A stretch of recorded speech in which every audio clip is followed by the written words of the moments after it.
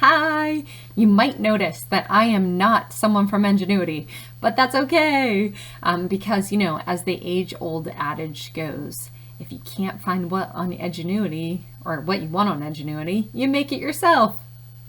Okay, maybe that's not any common phrase or adage, but absolute value equations are not on Edgenuity, and it's really important that you know them. So let's do this together. There is a copy of these notes if you have a printer or if you just want to write this down, but get a piece of paper and write some of this down and do it with me as we're going through this. You might want to write the problem first on some of these. Some of these you could just follow along and write your own notes, but you can do this, follow along with me. Thanks. Okay, so the absolute value of a number is its, real quick. That meant it shouldn't have an apostrophe, but whatever, is its distance from 0 on the number line. So if I am talking about, let's say, the absolute value of 4, I'm thinking about a number line. Here's 0. 4 would be 4 units to the right. 3, 4, -1, -2, -3, and -4. If I want 4, it's how many units away from 0. This would be 1 unit, 2 unit, 3 units, 4 units. So 4 spaces, 4 units. The absolute value of 4 is 4. -4, the absolute value of -4, if I go over here, let's use a different color because I can. Okay, -4, it's also 4 units from 0. 1, 2, 3, 4. The absolute value of -4 is 4. So where you might have seen the absolute value before, besides maybe in middle school or in math class before, I think some of you actually had a question like this on the CDTs. I know a benchmark we used to give in high school had this on it where you had to order a number from least to greatest. And you're like, yeah, I can do that. But there's some problems in here that are a little bit different than you might have seen, or some of these numbers look a little bit different, but they're not scary. Well, they shouldn't be scary once you know a little bit more about them. So what I would do, any number you have to order from least to greatest, or any list of numbers, I can speak, this would be 3/4. I'm going to rewrite that as a decimal. And so you might get a calculator and write 3 divided by 4 to find out this is 0.75. But the reason why we're doing this, and why this problem is coming up right now when we're talking about absolute value, is because you might get something like this on the list, the absolute value of 5. And from what we learned up here, the absolute value of 5 is just the distance on a number line away from 0. Distance is always positive. So 5. The square root of 9. This is like if you had a square of 9. What would each of these sides be? 3 times 3 is 9. Square root of 9 is just 3. -3 squared. This is one where you have to consider order of operations. If I had -3 squared in parentheses like that would be -3 times -3, a positive 9. But if you have one like this, which is 3 squared, you would square it first and you get 9. 3 squared is 9. And then attach the negative to it. -9. And then 0.7. And now once it's in this form, it's not so bad at all. I'm going to go least to greatest. So mine would be -9. Because that's negative. And then I'm going to go, the next thing, think about it if you had 70 cents versus 75 cents, because I can add a 0 onto the end of any one of these numbers. So or as long as it's after a decimal, I should say. So 0.70, 0.75, 3, and then 5. And then I'm going to rewrite this and say, well, -9 was actually this -3 squared. 0.7, 0 is the same thing as 0.7. 0.75 was 3/4. 3 was the square root of 9, and the absolute value of 5 was 5. So I did it. I wrote these numbers from least to greatest. If I do the same thing down here, the absolute value of -2, what is that? 2. Because it's the distance on a number line away from -2. So what's the distance from -2 to 0? -2 to 0 would be a distance of 2. That's where this is coming from. -1/5. 1 divided by 5 is, and I have a calculator, you might not have one like this, but it should be 0.2. Hey, there it is. This would be negative 0.2. 0.25. Square root of 8. This one's a little harder. Square root of 9 is 3, because I can say 3 times 3. Square root of 8 is what times what gives me 8. And there's not going to be a nice number. It's going to be a decimal of some sort. 2.828. I'm going to round to that. 2.828. Because there is a negative outside of the square root, I'm going to keep it there. Negative 1 squared. This is kind of like this example of negative 3 squared up here, where it's a parenthesis, the stuff inside the parentheses squared. So this would be negative 1 times negative 1, which is 1. I'm going to write this in order from least to greatest. And so I'm going to start with my negative, which would be the negative 2.828, negative 0.2. Think about this in terms of money. When would you be the most broke to the richest? Really, none of these are pretty rich, though, if we're talking in terms of like 25 cents or $1 or $2. I'm going to rewrite these to what they were originally. So the negative 2.828 is negative square root of 8. Negative 0.2 would be negative 1/5. 0.25 is still 0.25. 1 was that negative 1 squared. 2 was the absolute value of negative 2. Whenever you're asked to write something in order from least to greatest, make sure that you are writing it whatever the original form was. So I don't want to just change it to a decimal and leave it like that, because that wasn't the question. Okay, so kind of went off the trail for a little bit. We'll come back on just because that's really fun to do, and these questions come up a lot. But if I fill in the blanks, remember we said this was the distance away from 0. So I'm going to say 9 minus 2, and I get 7.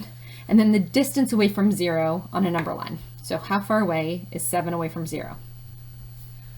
7 units. What about 4 and negative 8? So 4 minus negative 8 would be the same thing as 4 plus a positive 8. I would get 12. The distance away from 12 on a number line is still 12. And the other thing that you can do is you can say, well, this would be, what is the distance between 2 and 9? How far away are they on a number line? And they're 7 units apart. These two, 4 minus a negative 8, is the difference, or the distance between 4 and negative 8. And if I think about negative 8 on a number line, it's way down here. Positive 4 is way up here. It would have to cross over 0. There'd be a distance of 8 here to here, 4 from here to here. That's where this 12 is coming from. So you can think about even if you have the difference of two things, like if I'm at position 10 and you're at position 2, the distance between us would be 8 because 10 minus 2. That's what's happening here when we're subtracting. What's the different distance between negative 12 and positive 40 on a number line? Well, negative 40 is 40 units away. Negative 12, though, is already in this direction. So hold on. So think about it. Negative 40 is way over here. 0 is way over here. Negative 12. What is the distance between them? Well, if you're like, oh, I don't know that, what would it be? And you want to use a calculator. Negative 12 minus a negative 40. I get 28. Now think about it. Does that make sense? Yeah, because you're not going the entire way from 0 to negative 40. You've got 12 less than that. So here's where the 28. 2 minus 9. So the distance between 2 and 9 on a number line, they are going to be 7 units apart. So 2 and 9, or 9 and 2, the distance between them would be the same either way. Same thing here, the distance between negative 8 and positive 4. Do you see how this is still a distance of 12? Hey, it was over there and that was backwards. Negative 40 minus a negative 12 would be negative 40 plus 12, which is negative 28. The absolute value of negative 28 is positive 28. What do you notice about this? I'm hoping a few things. That the absolute value of all numbers are positive, or is positive, and also the distance between any two numbers is positive. And I can take the distance between 9 and 2, or 2 and 9 on a number line, and the distance will still be the same. So if I if I'm going to give you one of the 2 points on a and the distance, sorry, I can read this. So if this is the absolute value of x minus 6 is equal to 4, it's a little bit hard to read there, so I just wrote it over again. I would say the distance between x and 6 is 4. So let's think about this. And I'm going to solve this, and then I'm going to go back to the number line and make sure this makes sense. If I'm going to solve this equation, I'm thinking, okay, what number minus 6 I could get 4? I'm going to guess the very first thing that you came up with was x is equal to 10. And if so, that would be completely correct. Because I'm thinking, okay, well, the distance between 10 and 6 is 4. So 1, 2, 3, 4. Oops, sorry, my head's in the way. There we go. The distance between 6 and 10 is 4. 1, 2, 3, 4. But what if I went the other way? 1, 2, 3, 4. I could go in this direction because the distance between 6 and 2. Do you notice what happens though? 2 minus 6 is negative 4. The absolute value of negative 4 is 4.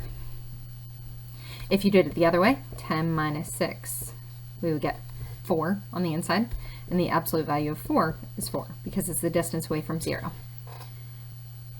Okay, so a little bit confusing, so you're trying to think of what number, but I don't want to just guess every time. I want to be able to do a process where I'm not just thinking, okay, well, what is this? Or what if I have 2 times x minus something? Or there are going to be other types of problems. But just thinking about it first, that there are definitely going to be 2 different distances.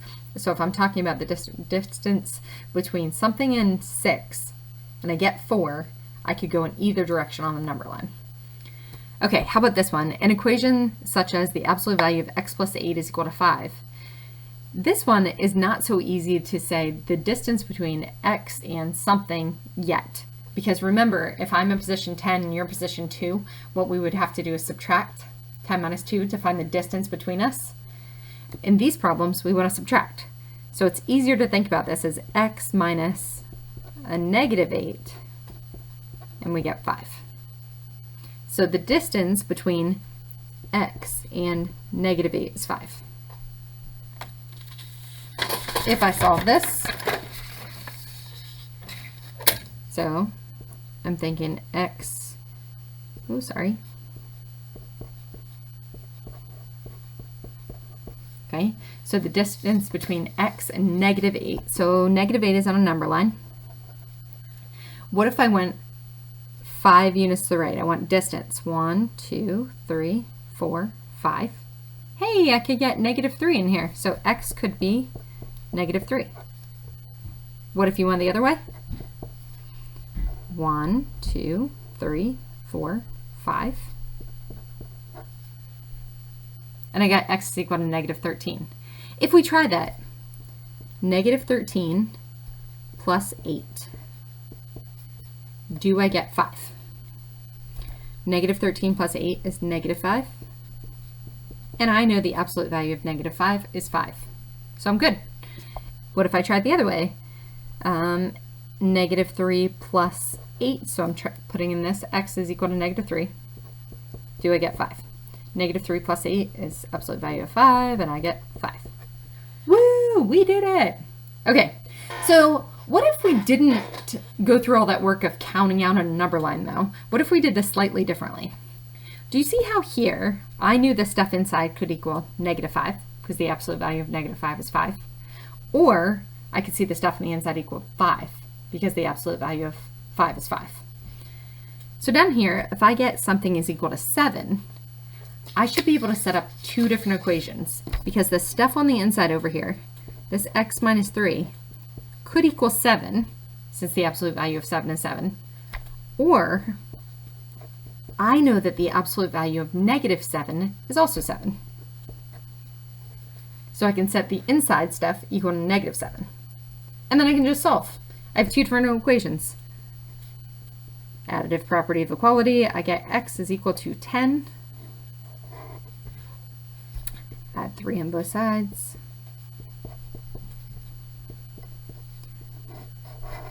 So you don't have to go through what is the distance between these 2 points every time. You could be doing this slightly differently, which is nice because then once you get to 2x minus 11 and distance isn't quite so obvious here, there's some other things happening, this will help you. Okay, how about this one, m plus 1. So what are you going to set this equal to? There are going to be two different equations. M plus 1 is equal to 14. M plus 1 is equal to negative 14. Why is that? Great, because the inside, the absolute value of 14 or the absolute value of negative 14 is still 14. Okay, so then if I subtract 1 on both sides, I get n is equal to 13. Woo-hoo, we did that. On the other side, subtract 1, I get n is equal to negative 15. Nice. This one, I'm going to keep trying. Y minus 32 is equal to 51. What else is y minus 32 equal to? Negative 51. Add 32 on both sides. Y could be equal to 83.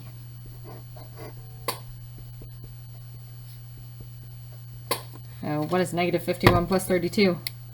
Negative 51 plus 32. Negative 19. That's what I thought. Okay, so then you're like, wait a second, this one looks different. 2x minus 11. Remember, the absolute value of what could equal 5? Absolute value of 5 or negative 5. So the stuff on the inside, I could say equal to 5 or negative 5. Because there are two different answers to all of these. So I've got 2x is equal to 16. Divide both sides by 2. I'm running out of room. I don't know why I decided to sing that. Add 11 on both sides. We get 2x is equal to negative 5 plus 11 is 6. Divide by 2. We did it. Okay, and this one, do I want to do this one? Actually, I'm not going to do this one right now, but if you have a question on how to simplify, remember order of operations, please excuse my dear Aunt Sally, but we don't really say that. Parentheses or any grouping symbol, the absolute value is going to be treated like a grouping symbol. Exponents, multiplication and division from left to right, addition and subtraction from left to right. Okay, so in number 7, we're going to go here, and it says solve each one of these. So we do the same thing in these problems. I'm going to set 3x minus 2 is equal to 7. 3x minus 2 is equal to negative 7. What about in this one? What do I do? It looks funny. H over 5 is equal to 1. H over 5 is equal to negative 1. And then we're going to go and we're going to solve this, but I want to keep going with this for a second. What about negative 3r? What should that be equal to? 9 and negative 9. What's the last one? 5 minus 2k is equal to 11. 5 minus 2k is equal to negative 11. When you're solving this, a two-step equation, add 2 on both sides, divide by 3. I get x is equal to 3. You do this one. You should have gotten, add 2, 3x is equal to, this would be negative 5. Ew, gross. Negative 5/3. That's okay, still an answer, still fine. And the next one, when I do h over 5 is equal to 1, do you see how it's h divided by 5? To get rid of that 5, multiply by 5 on both sides, or 5 over 1. You get h is equal to 5. What's that mean over here? H could also be negative 5, because you just multiplied by 5 on both sides. 5 divided by 5 is 1. Okay, this one, divide both sides by negative 3. You should get r is equal to negative 3, or r is equal to positive 3, because you're dividing by a positive divided by a negative.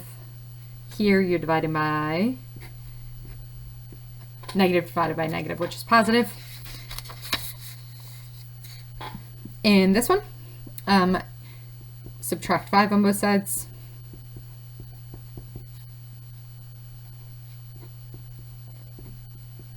K is equal to negative 3. And what'd you get for this one? You try.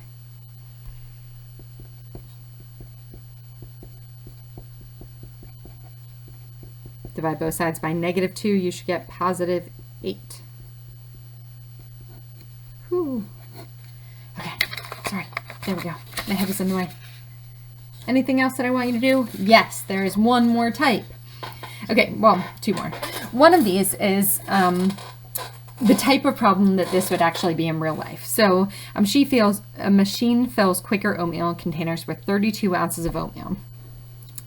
That would be amazing if in every box of Quaker oatmeal there was exactly 32 ounces, but there's not. It might say it on the box, but there's a little bit more, a little bit less. There's not exactly the same number of oats in each one, so it might be slightly off. And so what this is, so it says after the containers are filled, another machine weighs them, just to make sure it's good. If the container's weight differs by the desired 32 ounce weight by more than 5 ounces, the container is rejected. 0.5 ounces, I'm sorry. That means that I could have 32 ounces, and I could have plus 0.5, or I could have minus 0.5 on here.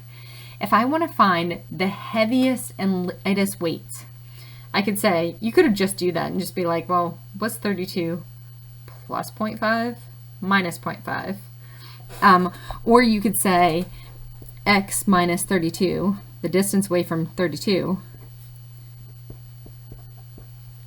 equals 0.5, or really, we're going to get into this later, even more appropriately, less than or equal to 0.5. So in this one, I'll get into this later in the next lesson, that's what we're going to do, but let's just see what these two numbers are that it has to be in between. So x minus 32 equals 0.5. The stuff on the inside, x minus 32 equals negative 0.5.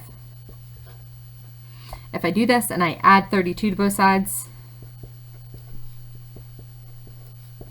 and you could have done this in your head to begin with, the highest it can be, the weight it can be is 32.5.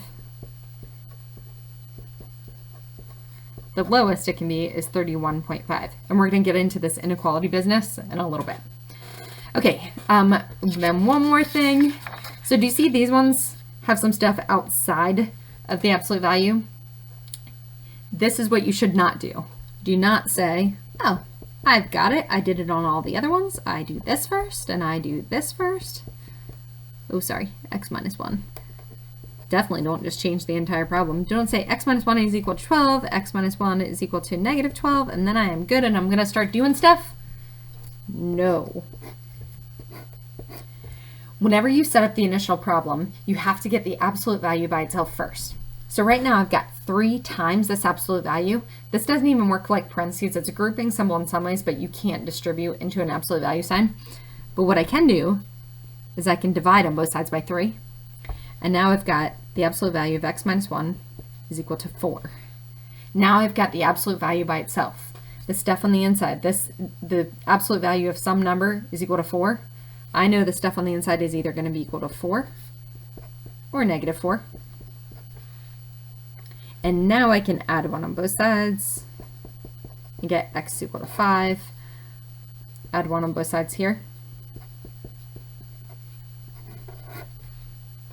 And you can always substitute back into this original problem, and I recommend doing that to make sure that you get the absolute value, well actually 3 times the absolute value of x minus 1 is equal to 12. So substitute in x is 5, x is negative 3, and make sure that you get 12. Okay, here's another one. So here there's a plus 1 out here. Get rid of that first.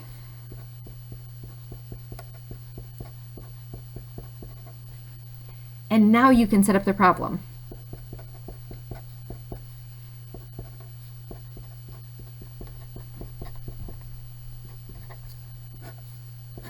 I'm not putting the answer yet. What do you get? You go through, do that problem. Okay, this one doesn't actually make sense. Think about it for a second.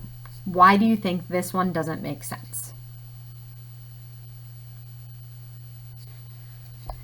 If you take the absolute value of any number I get a positive answer because we're talking about like a distance away from 0 or some other, that was the first example that we used, but it's always the absolute value is always, always, always going to be positive.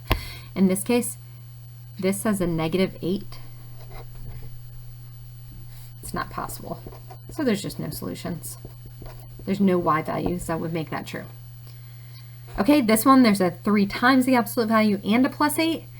You're still getting this by itself the same way as if you were solving for an x. So if this were just an x, the first thing we do is subtract 8. 80 minus 8 is 72. The next thing you want to do is divide by 3. So I get the absolute value of -8x is equal to, what's 72 divided by 3? That is 2, and then there's a 1 left over. I think that's 24. But I want to make sure 72 divided by 3 is 24. Hey, we did it. Okay, so set up, what are the 2 problems that you're going to set up here? You do it. In the next one, I would subtract 5 first. And I get the absolute value of -8 minus 2n is equal to -80. There's a negative out in front here. This is the same thing as taking a -1. I want to divide both sides by -1, which the absolute value should always equal something positive anyway, so we're good.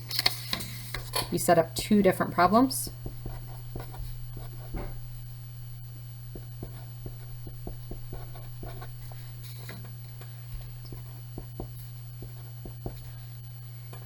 What do you get? You tell me in a second. I want to make sure you've got this. And then this last one, I want you to do totally on your own. Okay, thanks for working. I appreciate you. Yeah, you're doing great. Virtual learning is hard. Learning in 2020 is hard. I appreciate you doing the work. If you're watching this right now, whether you're in my class or another one, thank you. Thanks for being awesome. And I appreciate you. I appreciate you working. You make this school better. Thanks. Bye.